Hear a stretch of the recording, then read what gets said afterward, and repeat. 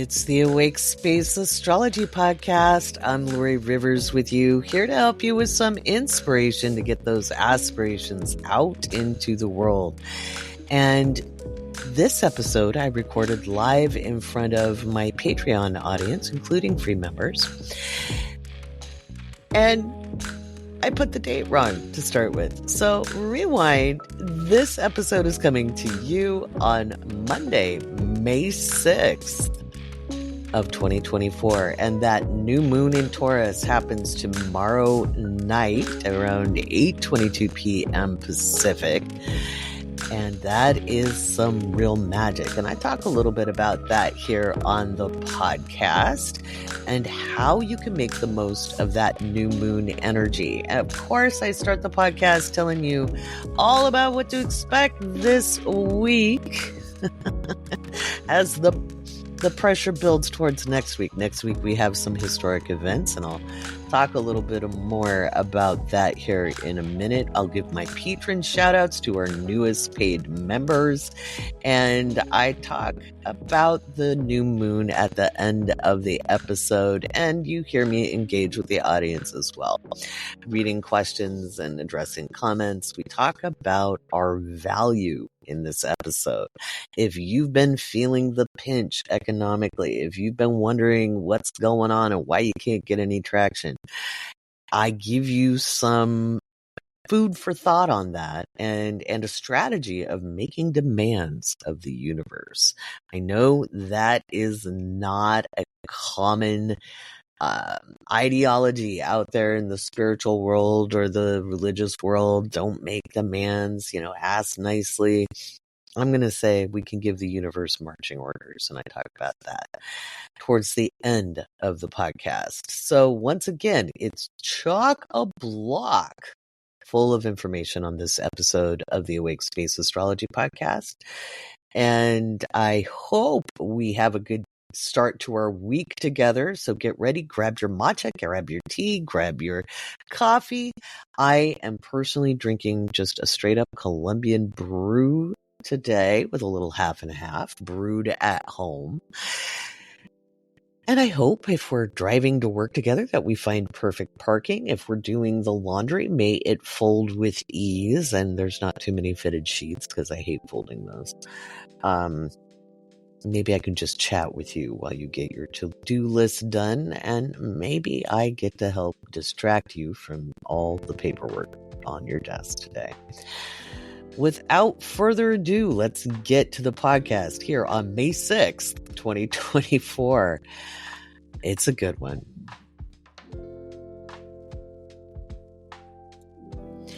It's a wild week, but it is not the wildest week of May. No, my friends, that would be next week. Next week's pretty historic. I'll give a little hint about that, but you could tune in on Monday. Actually, let me look at my calendar. Monday the 13th through Saturday the 18th will be a little spicy as we have Mars moving towards the north node of the moon, so we can expect some historic events then. I talked a little bit about that with Matilda in our event, What in the World? It was a little wild. I should have done the astrology before arranging that, but I was on the fly and I was traveling and doing all of that kind of fun stuff. And did I look at where the moon was going to be? No, I did not, because I was distracted myself, and it may have been Mercury retrograde when we went, hey, that's a great idea.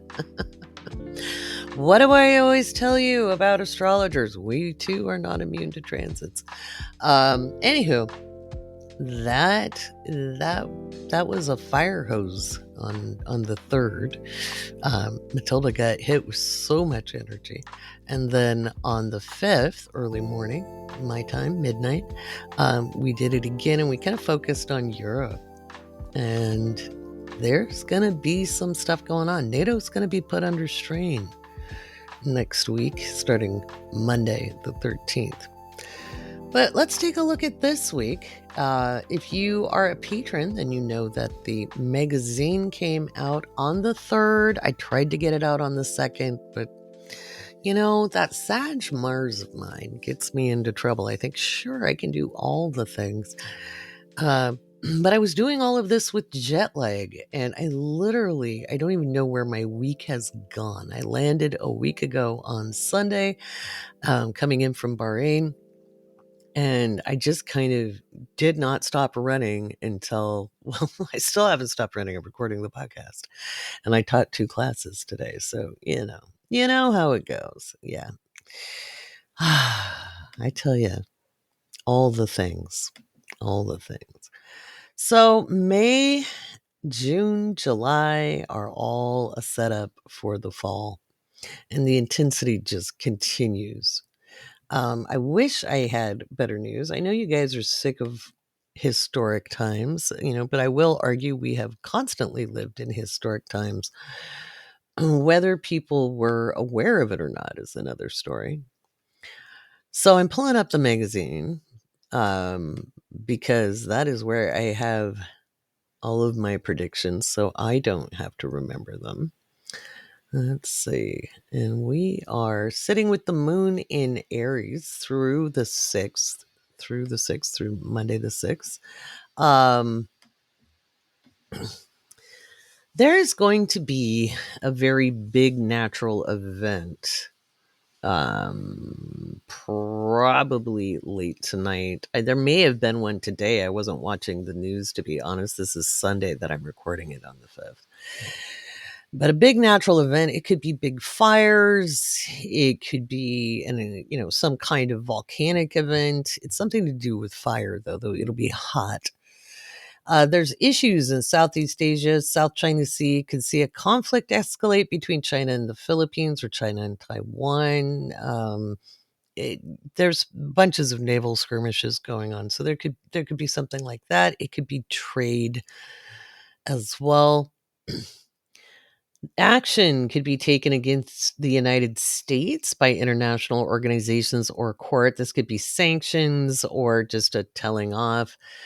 Let's see. There's massive infrastructure damage or collapsed buildings, docks, roads, and etc. It could be storms, natural events, things like that. This could be anywhere in the world. This isn't just in the United States, my friends.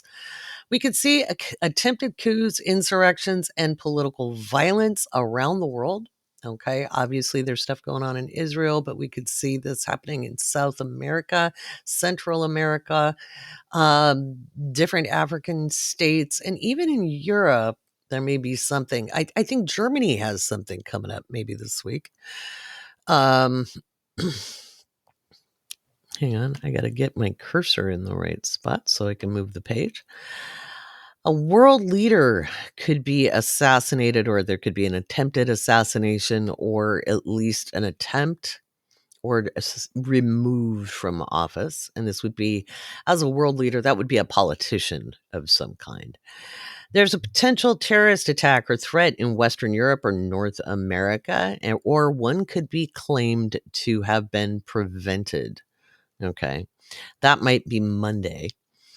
Explosions, bombings, and acts of terrorism. This could happen around the globe, especially in areas of conflict. Public fights and mass violence are increased as we go through this weekend, or not weekend, but from Sunday, Monday.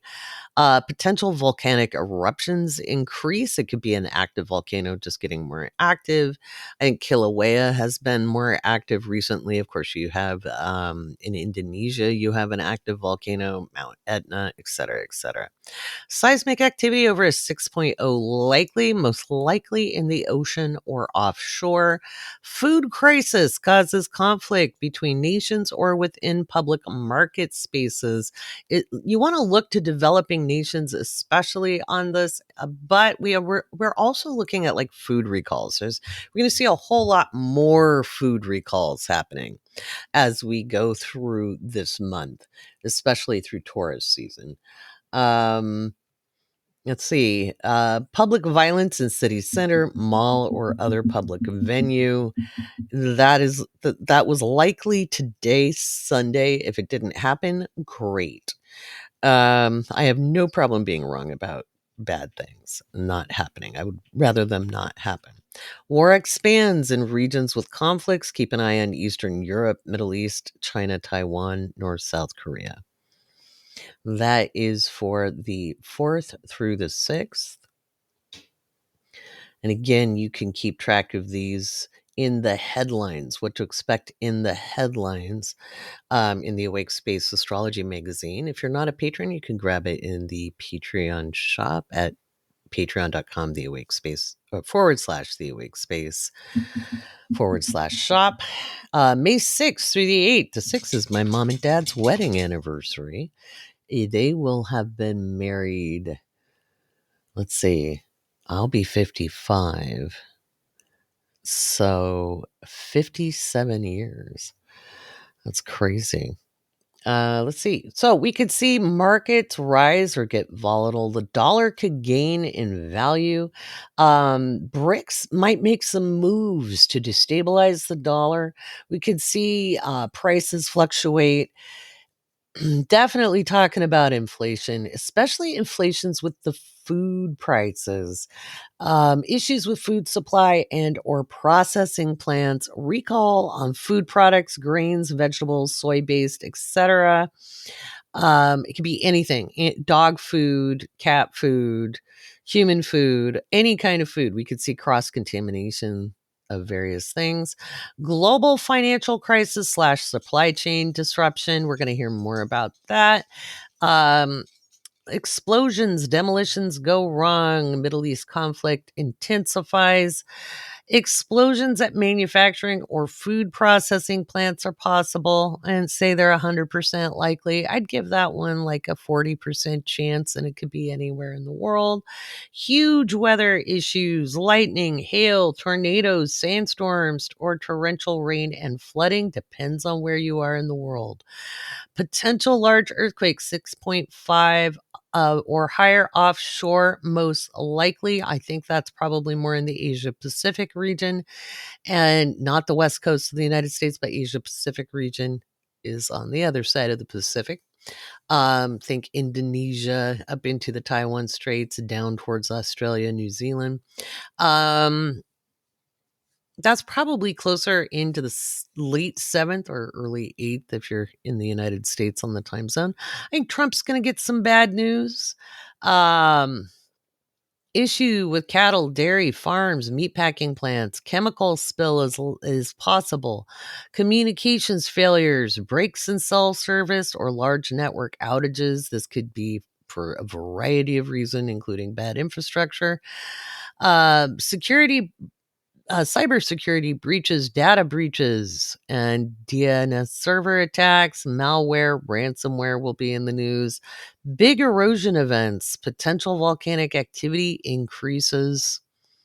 Some of that is just because the moon in Taurus is going to be dancing with Uranus and then Jupiter. So that just intensifies all of that. No. Sorry, I'm having trouble moving my page. There we go. Satellite failures, crashes, issues with spacecraft or space station. That's human stuff. I'm not talking about aliens. Commercial real estate loan defaults. And we could even see problems with private equity firms and international banking. May 8th through the 10th, exceptionally damaging wind. Exceptionally damaging wind.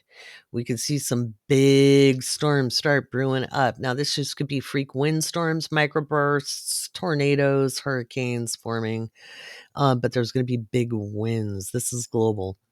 Mud flows or strange tides, issues with water supply, mass casualty event or shocking violence. Could be stabbing or blunt force trauma. Communication failures, satellite failures, signals jammed, radio frequencies interrupted, issues with power plants, potential radiation leaks and chemical spills. I'm looking at Ukraine for that. Student strikes intensify. Even with graduations going on, I don't see protests letting up. Government or corporate computer systems down or hacked. Solar flare disrupts communication, most likely radio waves and some internet.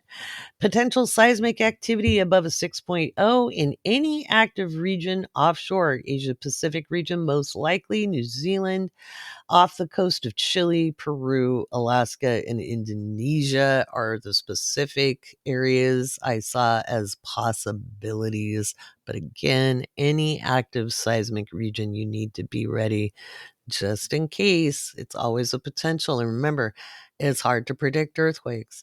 Data leak and sensitive material, sorry, I can speak, made public. We could see broken agreements, tensions escalate in borders disputes, and that could be anywhere. There could be the Hindu Kush area between India and China, India and Pakistan, as well as North South Korea, Japan, and Russia, as well as anything in the Levant, Eastern Europe, Balkans, any of that area. There could be border tensions. Terrorist attacks, bombings, political violence. I think we're going to see an increase of that as we move into the summer. Underwater discovery, potential nuclear accident at sea. So this could have to do with a nuclear sub or if somebody dumps nuclear waste. I don't think it's not a nuclear bomb, but it's nuclear radiation. And by the way, that happens all the time. It just doesn't get talked about. So big ship sinks or has emergency at sea. It could be a naval vessel or an oil tanker. Potential anti-war protests, or sorry, public anti-war protests increase, could see air traffic issues, helicopter accident, or other kinds of crashes, planes, trains, and car pileups. There's just some big transportation issues. Um, potential school shooting, and I hope I'm wrong with that. Potential school shooting. That's probably when the moon is sextiling Mars, and hopefully I'm wrong. Hopefully that is not the case. It could be something to do. It could be overseas as well. It's not just in the United States. United States is most likely for those things, but we could see something go on elsewhere. And then May 10th through the 13th, we have the moon in Cancer. It's a high profile domestic violence or extreme violence committed by a woman. So you could see violence against women or something high profile because a woman commits violence. It's usually high profile because, oh, women aren't violent. I don't know, we're human. So that could be it. Fascists are under pressure globally. So pressure builds against fascism. Doesn't mean they don't push back. Massive rain or snowfall could be a blizzard or a thaw causing flooding or ice melt. Dam breaches, rivers overflow banks, tidal activity is unusual. Money market is volatile. We could see major infrastructure destroyed or a big failure of dams, bridges, or shopping center. I know that seems weird. Why would a dam and a shopping center be in the same place? But it's just different layers of the same theme. Restaurants close, issues with food supply and food processing plants. Restaurants aren't closing because they can't give food, it's just prices. Government insider whistle blows or leaks to press. That could be something up on deck. That's global. Nationalists under pressure in all nations. Coups, leaders deposed, or leader falls ill. And this could be any kind of leader, CEO, politician, um, corporate leader, religious leader, but some kind of leader will fall ill or be removed, disposed, voted out, something like that. So keep your eye on no confidence votes around the world. Water quality issues, environmental issues, and climate change is very much in the headlines.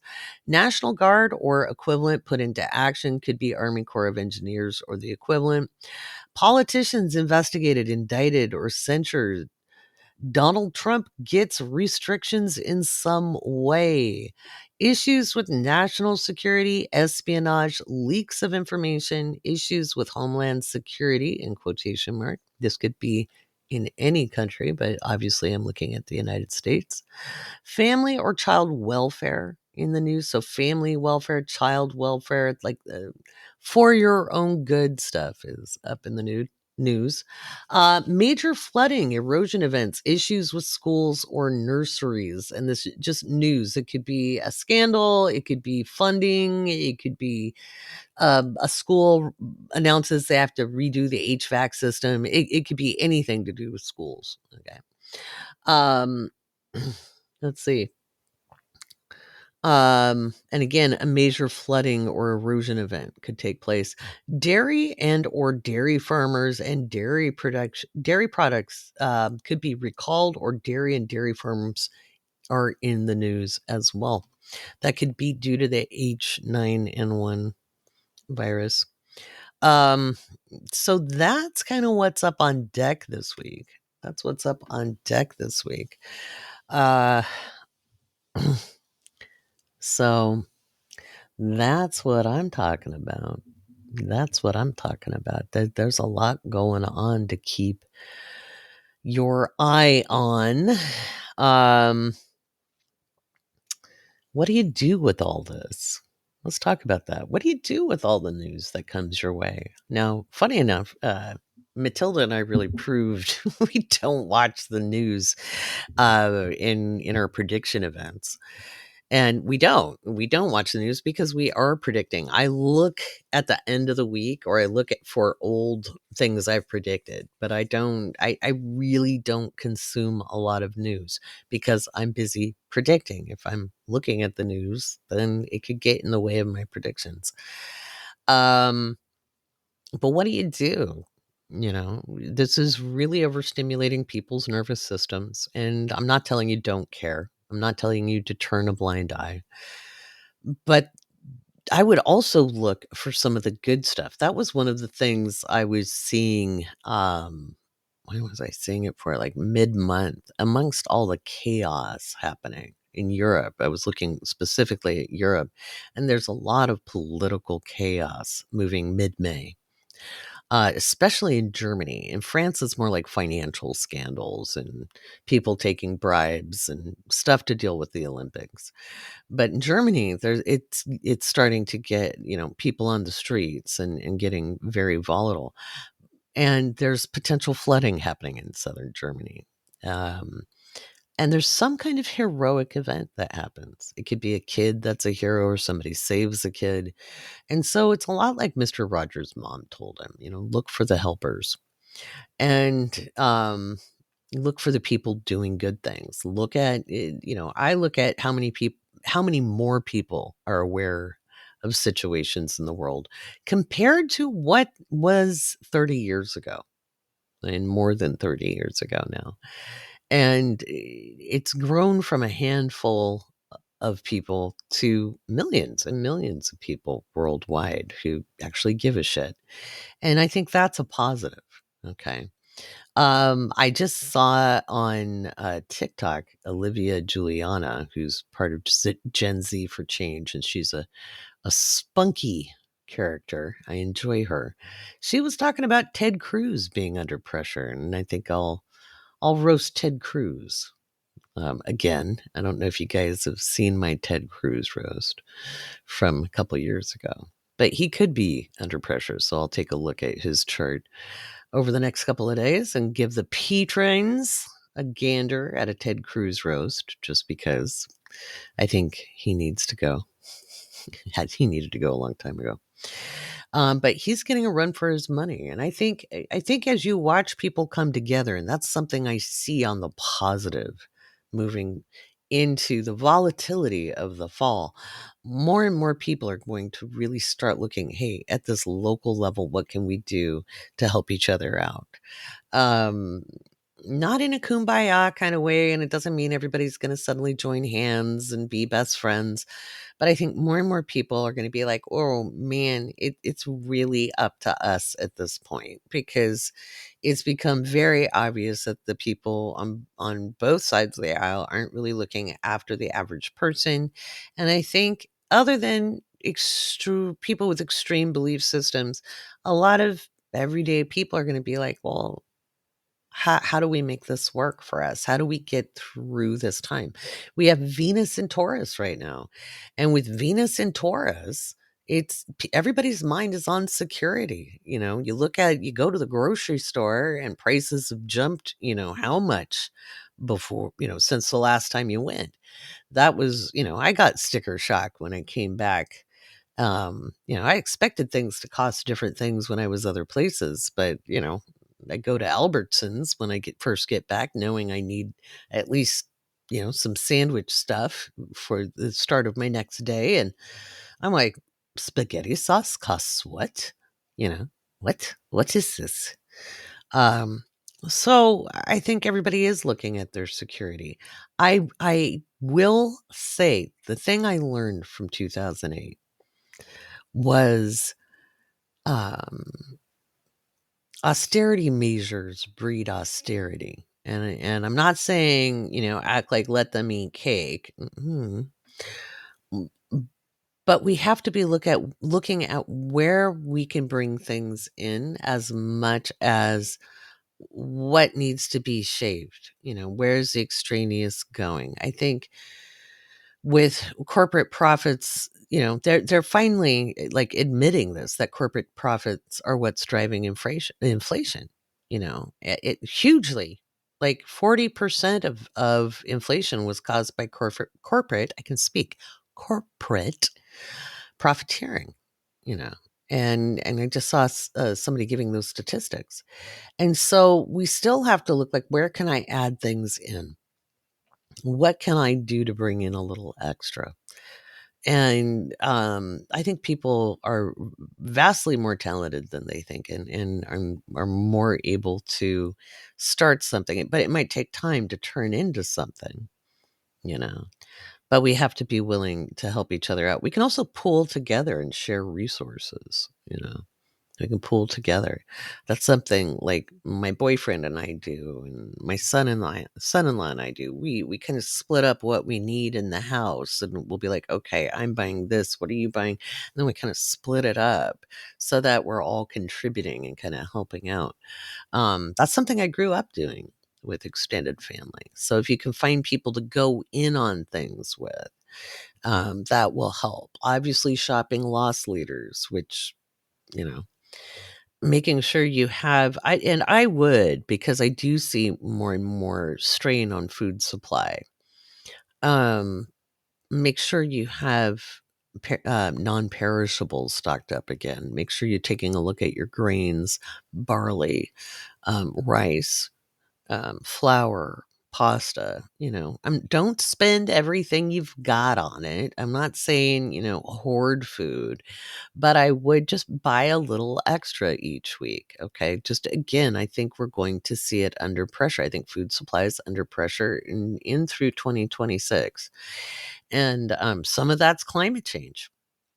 Grow what you can. It's not always cheaper to grow what you can, but leafy greens. Leafy greens are great. Arugula is easy to grow. It's all over Europe, by the way. Arugula, they call it rocket as well. It's in almost every salad I had. And that was great. I love it. And it's easy to grow. I used to grow it in my garden. It grows like a weed. Doesn't take much. What does this have to do with astrology? Everything. Astrology reflects everything. I had a comment on TikTok. Somebody commented and said, I specialized in mundane astrology, and I honestly don't. I just do a lot of mundane astrology. I specialize in interpretation. And interpretation just means describing what you see in an astrology chart, whether it's mundane or natal.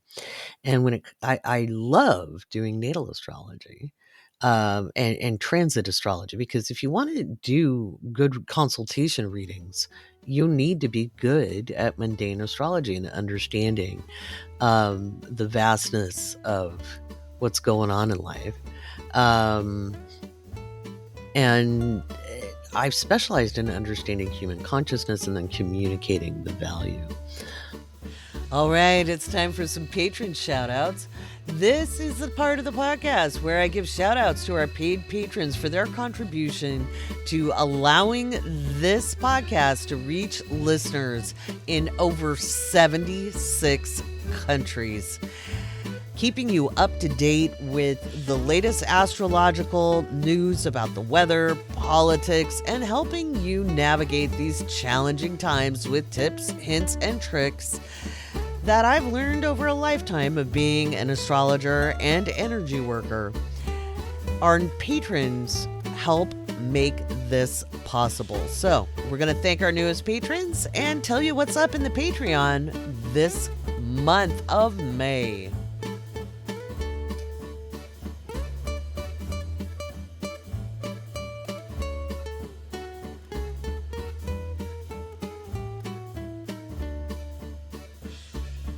Let's get to our newest members.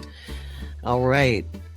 We have Francesca, Mary, Ken Finn, Laura, Becca Lynn, Lore Master 3000, Jesse, Banana, Aaron, Allison, Jesprit, Cameron, Amy, Jen, Blanca, Mia, Carla, Charles, Wendy, Monica, NC, Lourdes, Yogi, aka Commander Neptar. I love that. Adrian, Nicole, Carmen, Gabriel, Melissa, Mina, Bobby Joe, Carissa, Hannah, Diana, Hannah, Mary Kate, Michelle, Tori, Tina, and Cecilia. Cecilia, you're breaking my heart. I'm sure that's not the first time you've heard that. All right. So that's our newest patrons. Oh, what else is going to go in Patreon? So I unpublished channel Planet of the Month. I'm still going to be doing the rest of the houses throughout this year. And we're going to be starting up a new tier called the Astrology Club, the Astro Club. And that'll be for people to come in who have a little bit more astrology knowledge, and we'll just once a month sit down and do a facilitated discussion, Q&A, and learning. So that's something we're going to do. I'm trying to support my intermediate students. If you're a very, very, very beginner, it might be a little overwhelming. I'm not going to slow it down. Okay, so this is going to be astrology discussion, but it's not advanced. Advanced is the Cosmic Surfers, and we're picking back up this month. I was hoping to do it last month. Obviously, life got in the way of that. So we're going to be picking up Cosmic Surfers this month, and that's for people who are advanced, intermediate, and above, and are looking to do a little more with their astrology. So we're going to pick it up. So get ready for some polls in the Patreon, and we'll do that. Intermediate class just started up again. May 5th, we did our intro class today. You can still sign up for that if you were wanting to and you thought you missed it. We start the curriculum running hard and fast, but I do ask that you watch the recording once I get it up in the group, that you watch the recording of today's class, because ethics are important, and I set the framework for how I teach and what I'm teaching. So that's what's up on deck for patrons. Once again, big thank you to patrons before sponsoring this podcast. You can now join the Patreon for free. You don't get a podcast shout out. I don't see you in the list, but I do appreciate the vibes. Vibes are valuable. Having people who believe in what you do and like what you do is a good thing, whether you're a paying patron or not. But to the paying patrons, thank you for making this podcast possible. Speaking of Patreon, I am a proud ambassador for Patreon. We do things like test ideas, test features, and help make Patreon better for all of the other creators and the people who support them. And I'm excited. I'm getting to do some stuff to support other creators through Patreon, which is kind of neat. And doing a little bit more there. I might be hosting another class on how to build Patreon, how to work with it, things like that. I haven't decided. I haven't decided. I may not. Mars is in Aries and I'm unsupervised, and so I'm not going to commit to that. But I'm thinking about it. So if that's something you guys are looking forward to, you guys can let me know. All right. Back to the regular scheduled program. We gave the outlook for the week, and I told you guys May is spicy. And the pressure kind of builds through the end of the month. But we do have next week is pretty historic. And I'll be talking about that for next week's podcast. But I really want you to kind of gird your loins for what's coming up. It's going to be dramatic next week.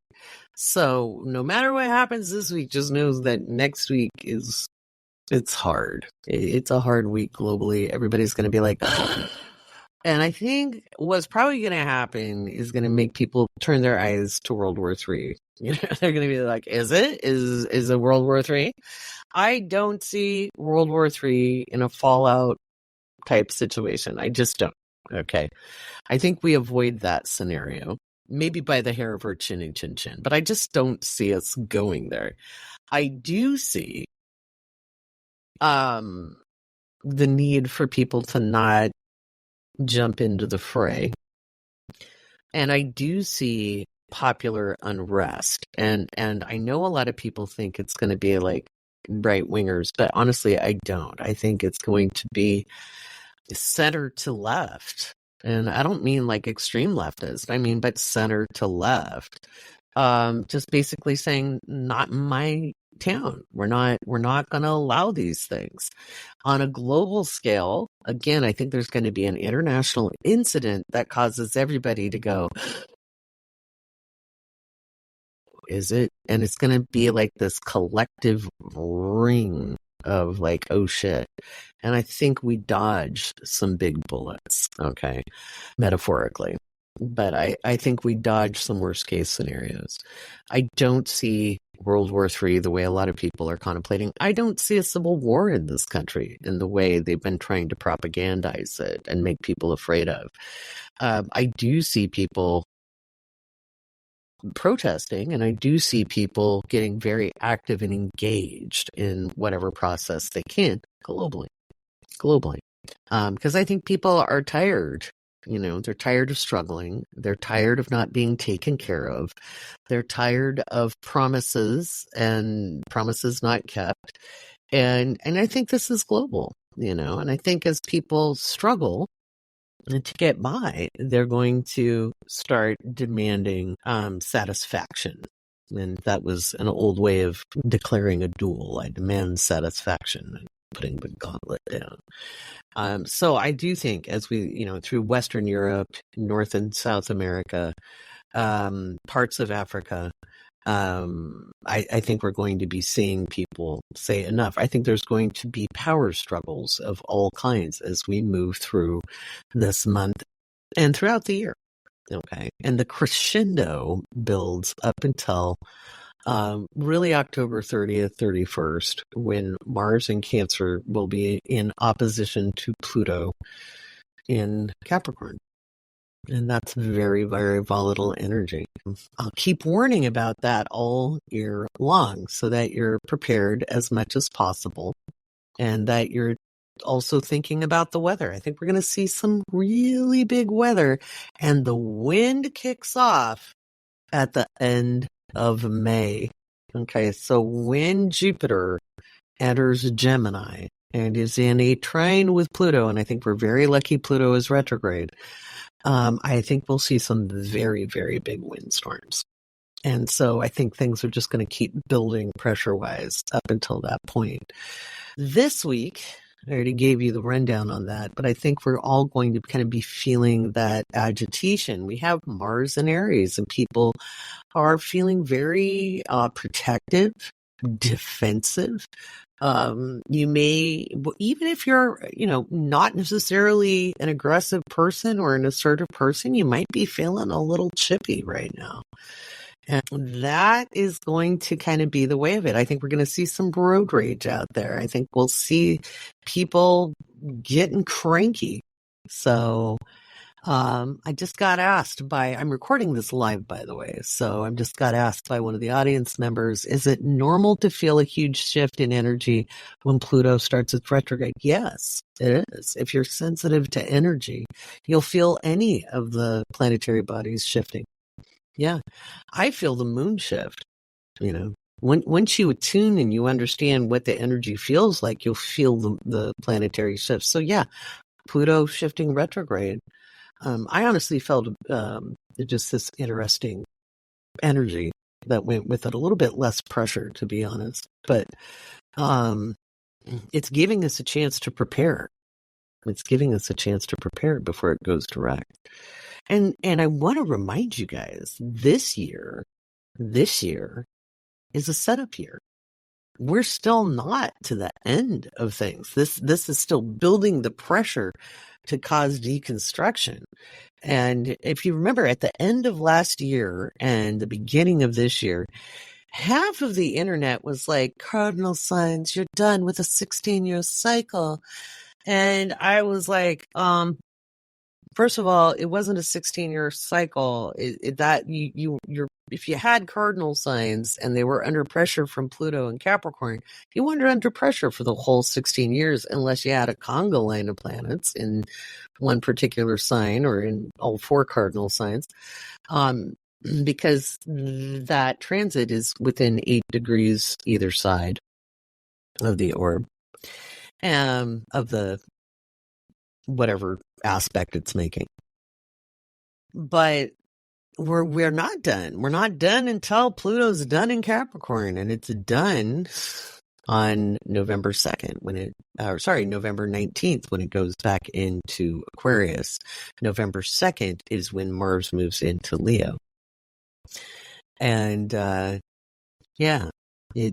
is some pretty intense energy, and I've been talking about that since the beginning of the year. I've been talking about it on the podcast here and there. Not wanting to scare anybody, but just getting you guys ready. I think as much as people get mad about fear-mongering, I get mad at blowing smoke up people's asses and telling them it's going to be la la la, unity consciousness, peace, love, and light. And I can see the volatility brewing. I'd rather be ready for that. Not scared, not biting my nails. I was in Bahrain when all the airspace around us got shut down. That was interesting. I knew that was going to happen. I was hoping it wouldn't last very long, and it didn't. But it was, I kind of looked at my daughter that night and I was like, well, I called that. You have to look at things kind of like, are you going to not do stuff and not live life because there's things going on? There hasn't been a safe time in human history. Okay. There really hasn't. There's been times where certain populations have been more insulated than others. But with climate change is the thing that kind of gets us all. And I almost feel like some of these political situations and conflicts are almost a distraction away from that. And so the one thing I'd be preparing for is extreme weather. So I would prepare for extreme weather wherever you live. Pay attention to your own weather sources. And one of the things that I love about TikTok is there's like local meteorologists who have their own TikTok accounts, and those are interesting to scroll through. So you can find your own weather people. How do we navigate these times? Oh, hang on. I'm nervous about hurricane season in Florida. Yeah. Yeah, Bobby, I would not disagree with being concerned about hurricane season. I think it's going to be rather severe. I think the Caribbean and Central America need to have a heads up. I know we have listeners in 76 countries. And so to all of you who are in the Caribbean, the Indian Ocean, which it hasn't stopped raining in the Indian Ocean, they didn't just have their monsoon season. It's been raining the whole time. There's been severe flooding throughout the world. So I would prep how you can if you're in Florida, and I would have an exit strategy in advance, and I would listen to your instinct. Notice I didn't say intuition. As human beings, we have both instinct and intuition.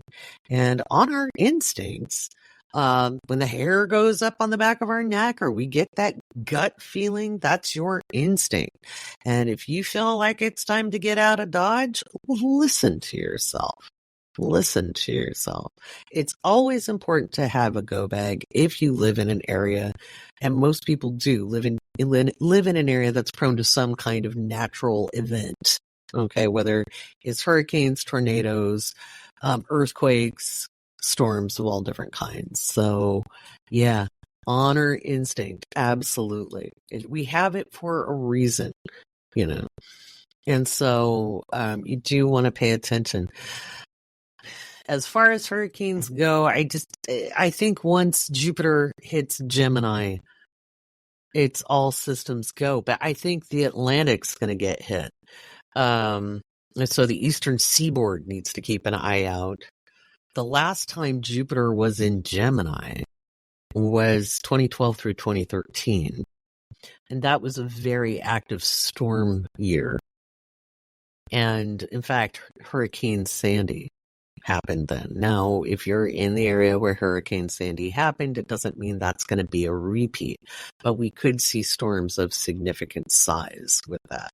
So, in different areas, I will do my level best to keep my eye out on the directions as we go along. And if I see anything, I promise I will say something. Let's see. I know it's scary, and I don't want you to be consumed by fear. I don't think that helps us, but I think a healthy amount of caution and having supplies and a plan as much as possible. And there's things we can't plan for. Sometimes life just goes sideways, but it can help us feel better planning too. We can feel like we have a measure of control. And if that soothes our nervous systems, then great. Okay. California doesn't have to worry about earthquakes just yet, but I would like you to start making preparations just in case, because I think we will see seismic activity in September here in Southern California. So, yeah, 2012, 2013 were great years. You live in Tampa on the Gulf of Mexico. Oh, yeah, you're as prepared as your finances allow you to be. Yeah. And I think that kind of sums it up for everybody, right? Nobody's made, most people who are listening to me are average everyday people and, not billionaires. I kind of piss those people off, I'm sure. But, we can only do what we can do with what we've got and do the best we can. I would say stay as connected with people as possible. I've been urging people, if you're a patron, get into the Discord and get to know people. We have a great preparations thread. There's these new community forum type threads that I've got started. But in our preparation threads, we've got all kinds of links to different products. There's no affiliate commissions. It's just people who found things. They've tried it out. They tested it. We're looking at everything from like solar batteries and hand crank radios. And it's always good to have some supplies. This isn't like crazy prepper stuff. This is just having some basics. It's good to have some camping supplies.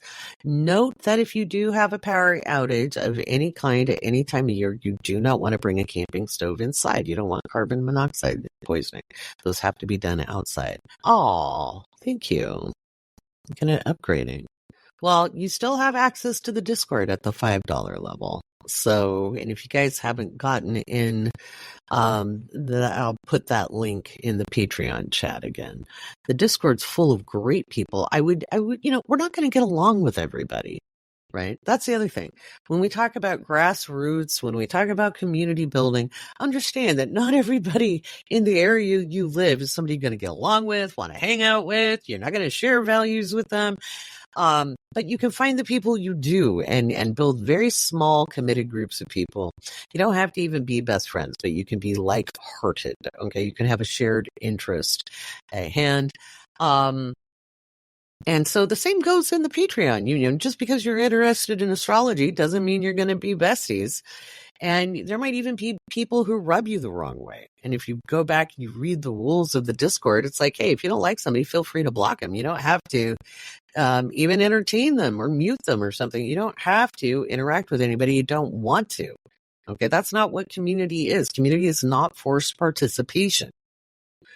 What community is where you find people that you resonate with and you can at least tolerate and you can communicate and collaborate with. And so there's over 800 people, should be over 900, but we've had people like either not want to be in Discord or something because we're really close to hitting 1,000 paid members.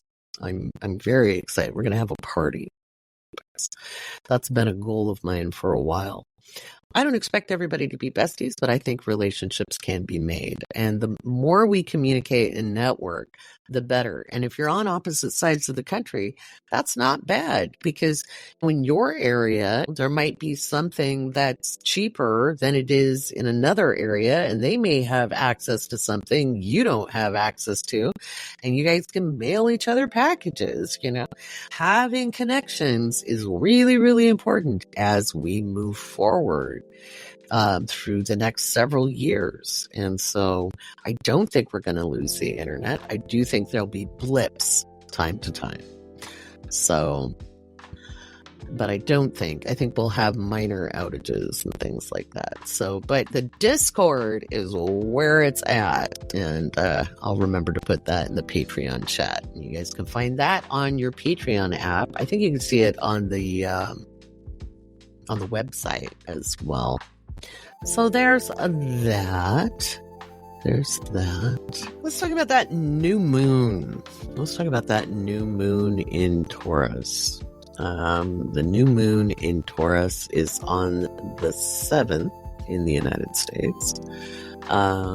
Actually on the West Coast, because I think it happens late at night when I look at the magazine. Let me get to the right page.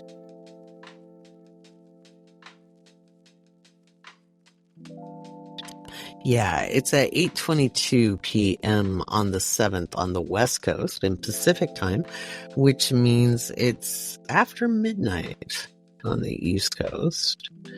Let me draw that. Oh, that's funny. I was looking at the astrology of Fallout, and I have like 2287 up on my astrology software where I'm looking at the new moon. I'll talk about Fallout in a different podcast episode. If you don't know what Fallout is, it's a video game, and it's kind of post-apocalyptic, and it's kind of having a popularity resurgence thanks to TikTok. And in fact, I even went and re-downloaded the game. I used to play it with my kids back in 2016. And I was like, oh yeah, let me see if I can be better at this now that my son's not trying to kick my ass. Let's see. Or giving me the wrong information. What was that? 8:22 p.m. Pacific. Here we go.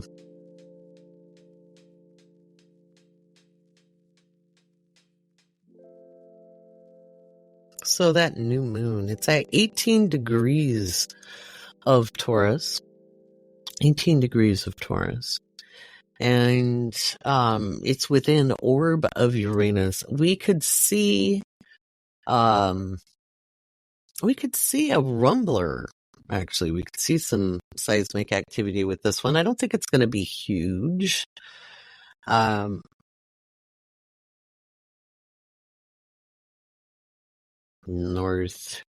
Northwest. So up maybe in the Bay Area off the coast.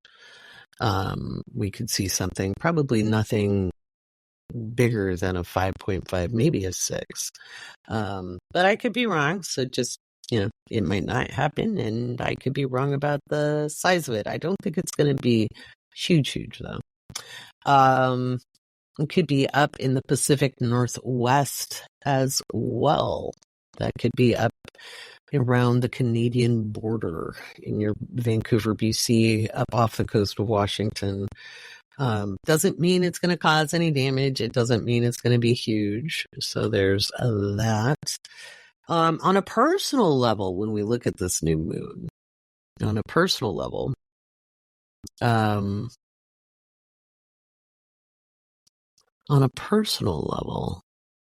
this new moon is kind of good for you to get very clear and set intentions. I know everybody says, is it good for manifesting? You manifest every day of your life. Manifest means reveal. New moons are for setting intentions.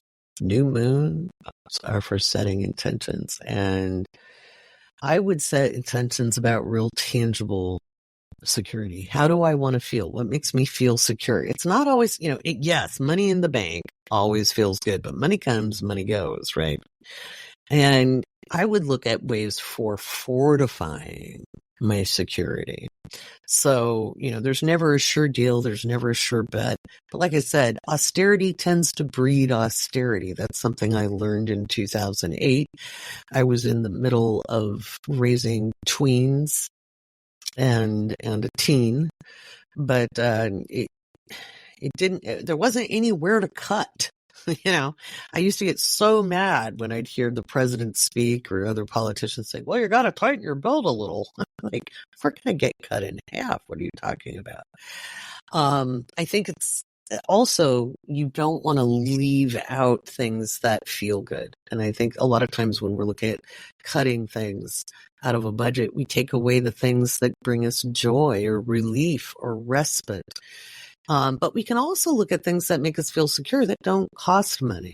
Okay. Getting more time out walking. Like for me, I know I need to move my body and I can't just sit in front of my computer all day. And so one of the things I'm looking at is creating a schedule that allows me to go out and move. I don't want to go to a gym. I don't like going to gyms, but I do like to walk and I like to game. So I'll probably play Pokemon Go at a local park where I know there's a lot of Pokestops. Gives me a reason to go and Pokemon to catch. What? She's almost 55 and she plays Pokemon Go? Yes, I do. And it would keep me moving. And I can just make that part of my everyday routine, because if I get sick because I'm not taking care of my body and doing preventative things, well, that screws up security, doesn't it? Let's think about that. So what are you doing to help your physicality feel better? What kind of preventative things are you doing for yourself? I know some days it's hard to get out of bed. I know there's things that depress us when we look out in the world, but is that moving you forward and securing you, or is it defeating you? And so one of the most subversive things you can do is take care of yourself. Okay. So there's different ways we can create a sense of security and well-being, and we can appreciate the intangibles. Okay. On the 7th, I'm actually giving a talk on behalf of Patreon on why to bring in free members. And there's a lot of marketing reasons, blah, blah, blah, marketing. But I'm going to be talking about the vibes. I mentioned this earlier after the Patreon shoutouts. You know what? Yes, it's great to have people financially commit. And it's also very cool to have people who like what you do and want to stay in touch. Not everybody can do it. Not everybody can afford it. Maybe they can afford it later. Maybe they're just checking it out. You don't know. But if they like you enough to sign up, those vibes are valuable. I'll take good vibes. The fact that people even want to hear what I have to say is kind of cool. And that puts you in a better mindset, and it puts you in a better feeling space to do more of what does support you financially. You'd be like, hey, I have these people who think I'm cool. That's neat. But yeah, Mila says maybe a live gaming night. I am hoping to do more of live gaming in the Discord. I am. We can do some Lego Fortnite, because Lego Fortnite's free.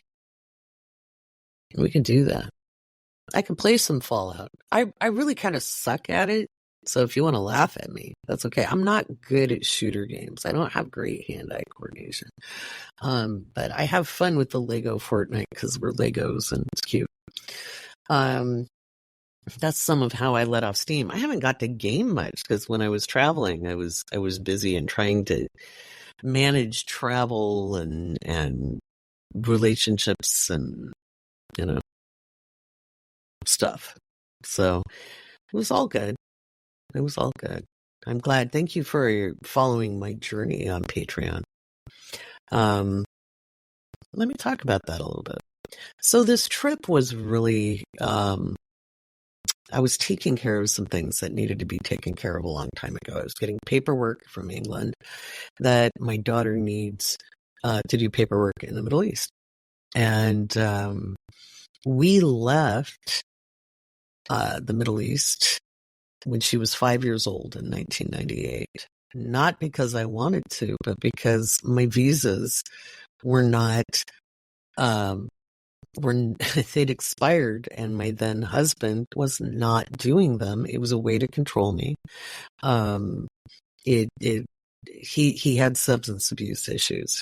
Let's put it this way: the boy I met in college was not the man I left, and alcohol and drug abuse can just really destroy a person, and it did him.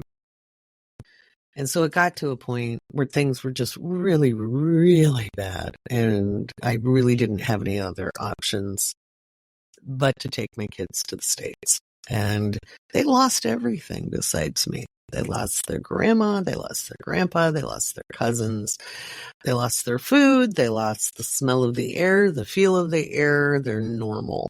And we came to the States, and I'm born here. I'm the 6th generation from my town in Oregon. My family were colonizers, And it was funny because I used to say, hey, I brought them to avail them of their rights as citizens. And then 9/11 happened. Boy, that was fun. And that is sarcasm.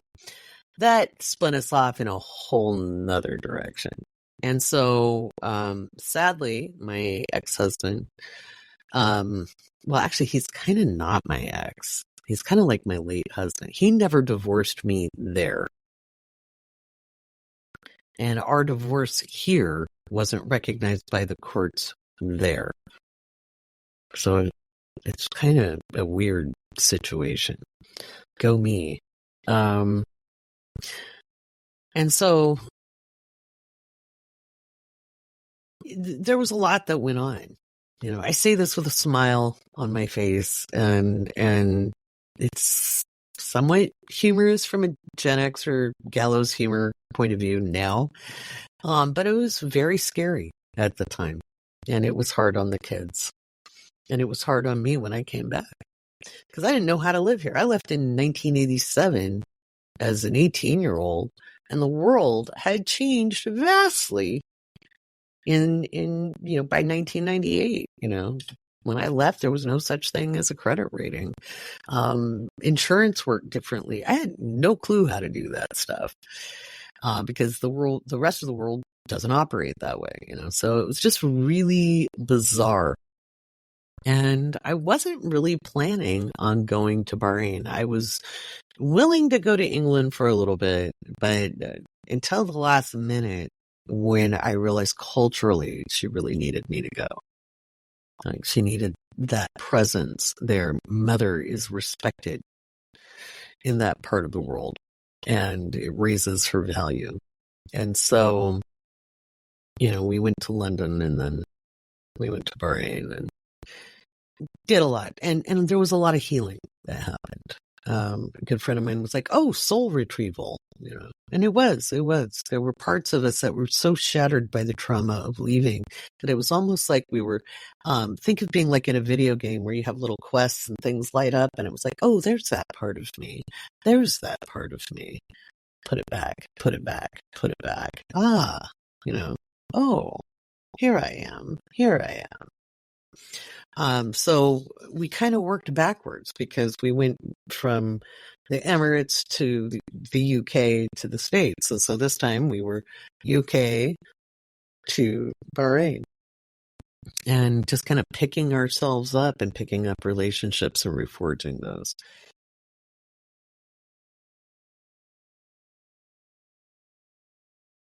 Healing is always possible. I would have not laid odds on my ever doing that trip. So see, I'm surprised sometimes. Although I did see unexpected travel, in a lunar return. At the end of the last year, I was looking at lunar returns with the astrologers, with Jennifer, Casey, and Mackenzie, and we were pulling up our lunar returns and looking at them, just goofing off. And I was like, interesting. March. Am I suddenly traveling? That seems strange. So in some ways it was a surprise, and in other ways it was like, it was a sudden trip. So it made doing a lot of the work here a little interesting, because there was a lot of processing involved, and it was a very metaphysical trip. It was energetical, and just bringing energy back into self, having awarenesses, just looking back. It was a lot of time travel, just looking into the past and having there'd be these moments, and my dad would be like, Mom, because I wouldn't hear a word she'd say. I'd be spaced off, and I'd be seeing a scene play out in my head of life as it had been many years before, and conversations that had happened and moments, and it was putting those into reference with perspective, and we get to do that. I think if we think too narrowly of, I screwed up, or I should have, woulda, coulda, I think we limit ourselves. And so part of being an energy worker or a metaphysician or a healer, or just a human, because humans are all of that, is giving ourselves some grace, and understanding we're in a physical body. We make decisions based on the best information we've got at the time. Even if we make them out of fear or worry or doubt or anger, we still only have the perspective of the moment we are in. And we can look back at transits and we say, that was the energy that was active at the time. Of course, I was more likely to choose X, Y, and Z. I think you really need to be gentle on yourself going forward. The world is crazy. You didn't make it happen. You're not the cause of everything going on in the world, but you do get to co-create the reality you're in now. And as I said to the intermediate class today, imagine if everyone liked themselves a little bit more. I'm not talking about ego investiture and thinking you're better than somebody else and you're the very best in the world and the ultimate guide to success. I'm not saying be that. But being overly humble, or worse, self-depreciating, isn't going to help you at all going forward. You have to know your value. You have to know your strengths and where your talents lie. And everyone has talent in some way. It might just be something you say, well, that's just something I do, right? I remember years ago when I was crocheting cool, funky hats, and somebody said, oh my God, you're so talented. I'm like, oh no, it's just something I do. I would brush it away. Well, yeah, it was something I did. It was my own idea. I didn't use a pattern. I came up with this design. It was cool and it was funky. And a good friend of mine heard me say, oh, it's just something I did, just brushing this away, and said, whoa, take that back and say thank you. They were an older friend. Thank God for older friends. I was like, what? And they said, it's not just something you do. You are talented. Say thank you. Acknowledge it. So it might seem seemingly inconsequential to you, because we were all raised to write the great American novel, be a New York Times bestseller, win a Grammy, win an Emmy, that the only people who matter have Oscars. There's a lot of great actors who don't. Okay. And there's a lot of good people who never get noticed in the wider world, but make a big impact on people. In fact, I will argue and wager you don't know the impact you make on people. When I talk to other podcasters, I said, just because you're not interacting with your audience and you think, well, there's 600 people who listen to me, every week, or there's 3,000 people who listen to me every week, but I don't know. Maybe they don't like what I do. I don't know. But those people take you to work, and those people are doing their dishes. Those people are having a cup of coffee. Those people have had a really bad day and are tuning into you to feel better. And that's an honor and a privilege, and you're making an impact. You just don't necessarily know what it is. So I say that to all of you listening. Don't discount yourself unnecessarily. This new moon in Taurus is set intentions around knowing your talent, your value, your security, because you draw security to you. And it starts on the inside, and it isn't always about money. There's been lots of times in my life where I had money. None. Especially when my kids were little and I came back to the States. But I did it again on purpose in my late 40s because I knew I could start again. And I knew this time I wasn't going to start at absolute zero. It was just going to take a minute to get everything settled. And I still didn't end up starting with a lot, but it was enough. And I knew what my resources were, and I knew what my talents were, and I knew I could move forward. Drove everybody else crazy. They were like, you're crazy. What are you doing? I don't know. I've done it before. And this time I don't have little kids. Okay. You never know what you're made of until you're kind of put to the test. What is it? Like women are like tea bags. You don't know how strong you are until you get into hot water. I don't think we need to be in hot water.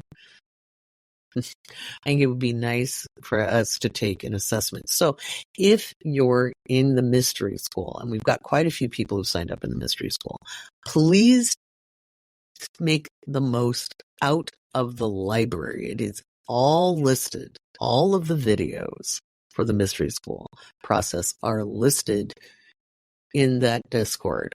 Okay. And it walks you through a very, very valuable process of understanding your own self, your alignment to self, your talents, and it helps you structure your thoughts and your ideas so that you can then take aligned action. It is a 24-week process because you can't just change on a dime. I can't wave a magic wand and say, I'll have peanut butter sandwiches, and you suddenly have a massive change in your life. It takes about 12 weeks to make any kind of significant change, and then another 12 to really solidify the direction. So, yeah. Oh, Mila. Mila still remembers the first couple of my podcast episodes. It was fun and it was right. It was because I was just talking to myself. I didn't start this to make it a thing. I started it because I felt censored on TikTok, and I was like, I'm just going to go swear in my backyard. I was just talking and telling stories, and then people started listening, and I was like, well, I should probably make this a thing. I think there's a lot of benefit to that. Is sometimes people just don't keep going. They quit before they get started. And if you've been trying to create something or make something or have a side gig, and I really suggest this is not a time to quit jobs. Okay. It's just not a time to quit jobs. It is a time to look for another job or start side gigs that are manageable and something you enjoy. Okay. There's a guy named Gary Vaynerchuk who talks about, if you have an interest in something like, like coffee mugs or garage sailing, he's a multimillionaire, and he goes to garage sales and looks for things and flips them on eBay. It's a side hustle, and he sends all of his proceeds to charity because he is a multimillionaire. But he talks about this all the time. You can flip stuff. We all have lots of stuff. You don't have to sell your best stuff. Okay. But you can build it and buy another, you can buy it, double it, buy it, double it, buy it, double it. You buy more, you sell more, and then build a side hustle on that.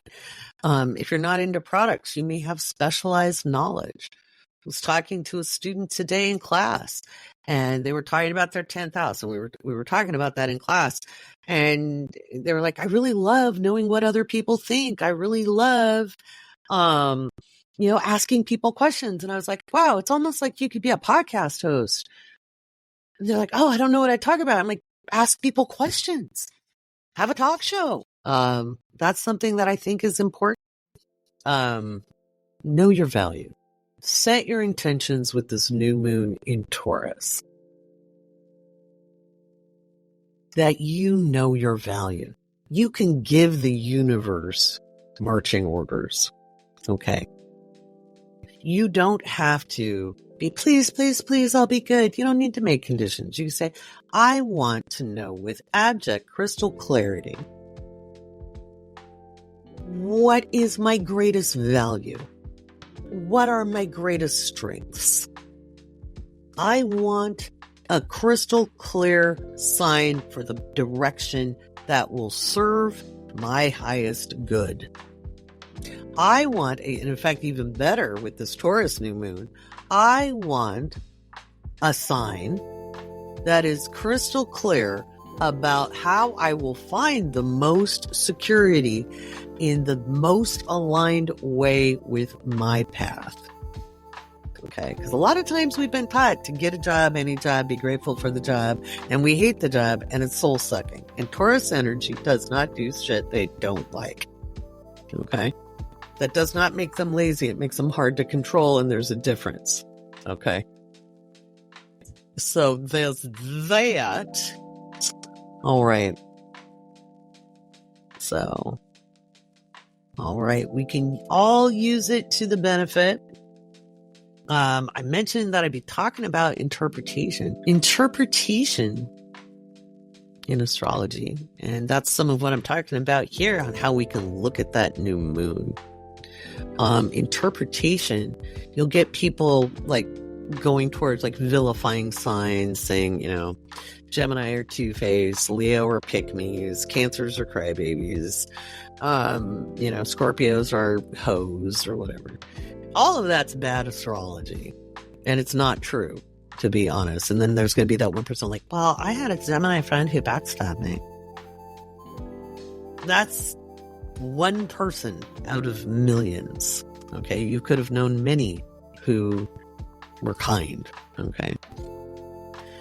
Human beings have a range of consciousnesses, okay? We all have, each one of us expresses our consciousness in a variety of ways throughout the day. We have instinctual, we have transactional, and we have transcendent. All of us. Transcendent is not being above it all. It is not enlightenment as in, oh, I am the master, I know everything. That is not it. In our instinctual consciousness, it's not just fight or flight. It can actually be nurturing as well, where, we have a reflexive, soothing mechanism as much as we have a reflexive bop somebody in the nose mechanism. Our transactional is our social cultural programming, where we move within the realm of and the rules of society. It's kind of where the gender roles come into play, etc. And not all of that is negative, standing in line, not cutting in line, the rules of engagement. Where it gets negative is where it holds us back from our authentic expression. Okay.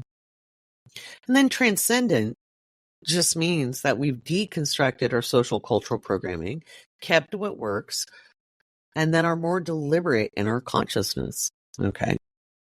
When it comes to interpreting astrology, understanding that each sign, each planet expresses in a spectrum. Like, I don't like using gender to describe energy because I don't believe the divine has a gender. I think that's a human idea and construct. People say, but it's in the holy books that were written and transcribed by human beings. Okay. It is something we understand because we equate certain stylized and idealized energies to be X, Y, and Z. Okay. I look at it as energy is energy. Mars is action. The sign it's in describes the kind of action. I think boiling it down to that gets us out of a lot of trouble. Now, that action could be aggressive, but it could actually be very proactive. It's literally how we do everything. And this is something I teach. So those in the beginning astrology class just learned that. If you have somebody interpreting of like this big thing right now where people are saying free will doesn't exist. It's only deterministic. It's only destiny. That makes no sense. We have to think social cultural programming is very strong. And so it can be a default mechanism. And as we're deconstructing from our social cultural programming, that's not the only thing we can do. You can't just deconstruction and leave a vacuum. You've got to reconstruct yourself and build a new, on an authentic foundation. But free will has to be exercised. It's a muscle. And destiny and free will coexist at the same time. One of the things I'll tell my clients is, on a lucky day, if you do nothing, you might sit on the couch and that's all you're doing. And your luck might be you stick your hand in the couch and you find an old $5 bill. Woohoo! I mean, that feels good, right? But if you get off the couch and you go do something, you listen to your higher self, you go to the grocery store, the ice cream store, you call a friend or whatever that you're prompted to do, then you end up with a cool experience. And maybe you go buy a lottery ticket and you get a lot more than $5. Who knows? Luck is variable and it's dependent on the aligned actions. When I'm talking about interpretation, and the way I teach interpretation is to look at consciousness as a spectrum. We can't just look at it as positive and negative, evolved and unevolved at all. There's so much more in between. Duality does not serve us. And I wrote an article about that in this month's magazine. And if you're not a patron at the $15 level and up, and you just want the magazine, you can catch that in the Awake Space Patreon store. Somebody says here, Bobby said, a light went off when you said Taurus energy doesn't put up with soul-sucking work. It doesn't mean lazy. It means hard to control. Wow, I'm a Taurus moon and I literally will leave a job that feels bad. That's feels bad. That's that moon talking. Sometimes without having another job lined up. At 53, I'm no longer tolerating abuse at work.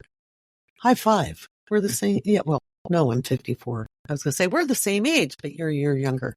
And I'll be 55 in July. So I'm probably 2 years older. Yeah.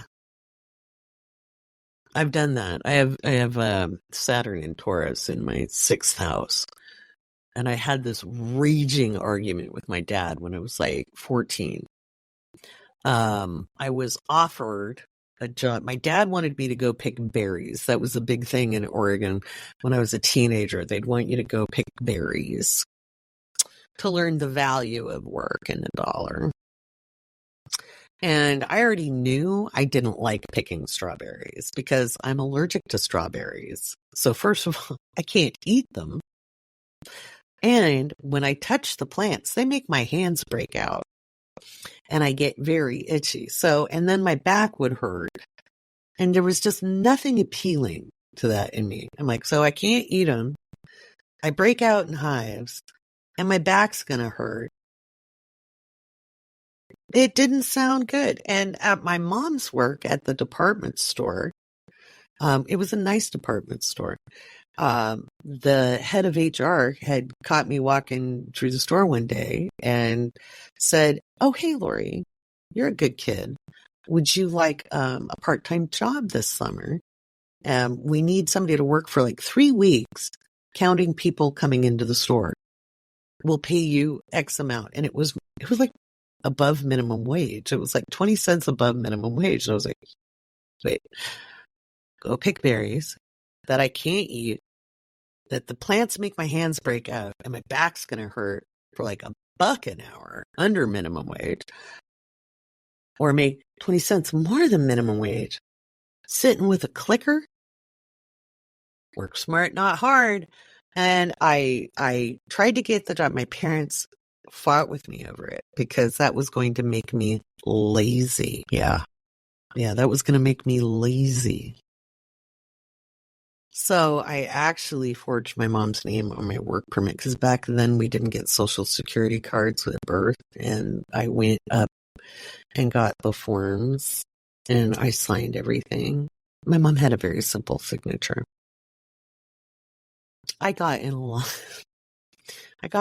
of trouble when I got caught. Luckily, Jody in the HR, which if you're listening, Jody, thank you for saving my ass because my mouth was not helping me. Because my mom was like, that was a federal crime. And I'm like, Mom, it's not like I wrote your name on checks, okay? And you really need to change your signature. Like, Mom, anybody could forge it. Oh my God. Oh, that I was digging my hole. And Jody was like, Lori, I think we should be quiet now. And then talked my mom into letting me stay at work. But yeah, I wasn't going to take a job I didn't like. And I've taken a lot of heat for that in my life. You know, people would be like, well, you just think you're better than everybody else. And I'm like, no, I don't. I value what other people do. But I'm going to not do something that makes me really, really uncomfortable or sick. And so that's why I like to empower other people to do what works best for them. But yeah, I'll see, I am a year older. There we go. But yeah, what a crazy week. What a crazy month and a half. Lots of new awarenesses and a different sense of self. I'm coming to you with a different sense of self, a more completed sense of self. I got a lot of closure on this trip. Closure I didn't even think was possible. And I wrote about that in the Patreon. So we'll see where we go from here with all of the little bits and pieces back together and integrated into myself. You know, we're never stuck. We're never damaged beyond repair emotionally and psychologically. It takes discipline and time and willingness to heal. I know. I've been on that walk a good part of my life. And there were people who said, you know, me being at this place in my life would have been impossible, especially when I was a younger person, given all the things I experienced. It's worth it to take the effort. And we don't do it in a vacuum. And we do it with support and kindness, not just to ourselves, but to others. And how we treat others out in the world is a reflection of how we feel about ourselves. So, you know, when you get those people in life who come at you or say horrible things, it's not you. That's how they feel about themselves inside. And that's not just trying to make you feel better. That's just the way it is. You know, we can't treat other people with kindness if we don't treat ourselves with kindness. If we don't know our value, we really can't see the value in everybody else. And so use this new moon. Use this new moon, and I'll leave you with this. Use this new moon to demand the universe to give you some answers around what's inherently valuable about you. What is truly valuable about you? And don't settle. And don't keep asking the question. Because if you want to receive, you got to keep your eyes open for it. And I can guarantee you by the full moon in Taurus next fall, you'll have grown to see that value in new and surprising ways. But you've got to be deliberate in your ask. You need to have an expectation. You need to feel entitled to knowing the value inside of you that builds your security. And security is so much more than money. So much more than money. Money comes and goes. But your value is inherent. It is part of who you are. Well, that's my pulpit today, my friends. I'll be talking to you again next week. If you are listening to the Awake Space Astrology Podcast, I want to thank you. I want to thank you for listening. Thank you to my patrons who are here in the audience. And I'll be doing the Patreon Q&A podcast, and it'll be up in Patreon by midweek. All right. See you next week.